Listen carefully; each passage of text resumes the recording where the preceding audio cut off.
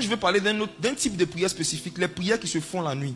Et vous allez voir encore que c'est devenu de plus en plus rare de trouver encore des chrétiens qui prient la nuit.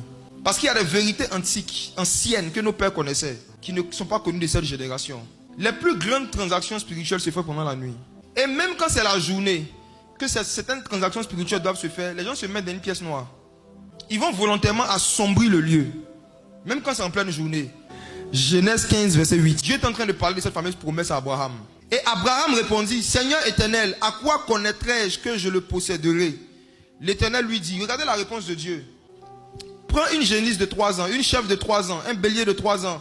Maintenant 2 oiseaux, une tourterelle et une colombe.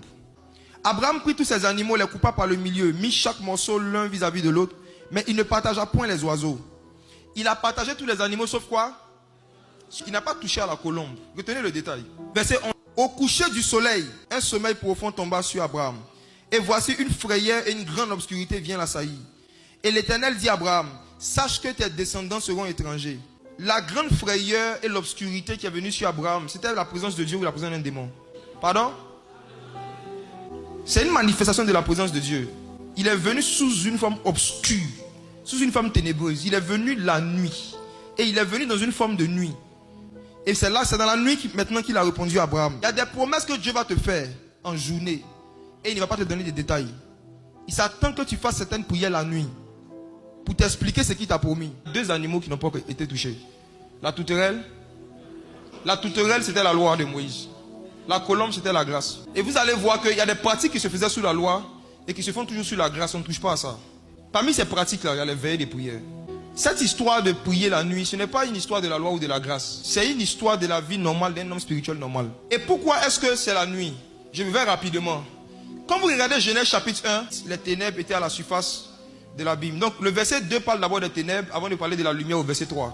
Ensuite, la Bible dit que quand Dieu a fini de créer les choses, il y eut un soir et il y eut un matin. C'est ce qui s'est passé le soir qui s'est manifesté le matin.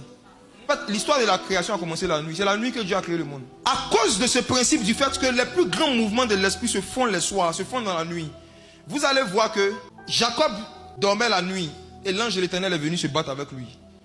Et c'est la nuit qu'il a été béni. C'est la nuit qu'ils ont changé son nom. Et l'ange lui avait dit, laisse-moi partir avant que la veillée ne finisse. Salomon avait besoin de sagesse. Il a fait des offrandes en journée. Mais Dieu a répondu à quel moment? C'est dans la nuit que Dieu est venu tisser une alliance avec lui. L'une des choses que Satan va se battre à faire, c'est de vous empêcher de prier la nuit. Dieu va vous réveiller la nuit pour prier souvent. Ne faites pas l'erreur de ne pas obéir. Vous allez perdre l'onction que vous avez reçue. Lorsque on déshonore, on méprise des choses que Dieu honore, on perd la grâce. Et l'une des choses que Dieu honore, c'est les prières de la nuit. Parce que prier la journée, ce n'est pas un sacrifice. Prier la nuit, c'est un sacrifice. Et tout ce qui est fait dans le sacrifice attire le feu. C'est le sacrifice qui attire le feu. Les veillées de prière, c'est le cauchemar des occultistes. Quand quelqu'un a un esprit de sorcellerie, qu'il est diacre, il est ancien ou il est pasteur, quand il est convoqué à une veillée, vous allez voir, il va tout faire pour que vous passiez plus de temps à bavarder qu'à prier. Le Seigneur Jésus a dit veillez et priez. Il y a un mystère dans cette phrase. Il y a un type de prière que si tu fais sans veiller, que tu fais en dehors d'une veillée, ça n'a pas de puissance. Veillez et priez afin de ne pas tomber dans la tentation. Ça veut dire qu'il y a un type de tentation dans lequel ne tombent pas que les gens qui sont habitués au veiller. Et voici comment les satanistes définissent le verset. Ils disent que veiller, en fait, il ne faut pas prendre ça littéralement, c'est veiller sur son cœur. Parce qu'ils veulent dormir. Ils disent que Jésus a dit veiller, mais ce n'est pas veiller. En ce qui nous concerne, veiller, c'est veiller. Il n'y a pas un réma derrière, c'est veiller. Dans le contexte du verset, c'était la nuit, c'était l'heure du sommeil. Et Jésus a dit à ces gars, pendant que les autres apôtres dorment, vous, venez veiller avec moi. Et ce qui est réjouissant dedans, c'est que le Seigneur Jésus-Christ a défini ce qu'il appelle une veillée. Il dit, vous n'avez pas pu veiller 1 heure avec moi. Ça veut dire qu'il y a des veillées de 8 heures, des veillées de 1 heure aussi. Veiller, ce n'est pas forcément de 22 heures à 6 heures comme on est en train de faire. Non, tu peux veiller 1 heure. Chacun de nous, il y a 1 heure de la nuit où le sommeil est vraiment édifiant. Si tu décides, poussé par l'esprit, de sacrifier ça et de prier juste 1 heure, tu vas veiller. En fait, c'est le sacrifice d'avoir pris 1 heure. Au lieu de se reposer pour chercher Dieu, et ce qui touche le Saint-Esprit. Paul et Silas étaient en prison. Ils n'ont pas chanté pendant la journée. La Bible dit qu'ils ont fait exprès. Connaissant les temps des choses spirituelles, ils ont commencé à chanter Dieu pendant la nuit.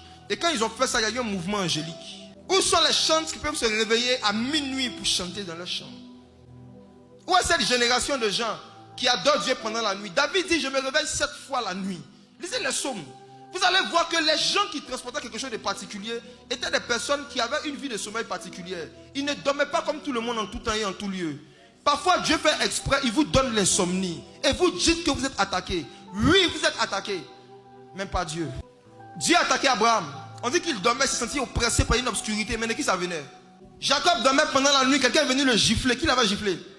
Ce n'est pas tous ceux qui vous giflent et qui cassent vos hanches qui sont des démons. Parfois, c'est l'ange de l'Éternel. Les personnes ici, à cause de votre immaturité, le seul moyen que Dieu peut utiliser pour vous pousser à vous lever la nuit, c'est de vous poursuivre.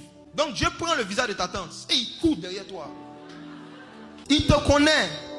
Peu importe ta fatigue, si on t'a poursuivi, tu vas prier. Jusqu'à quand tu vas jouer à ce jeu avec le Saint-Esprit?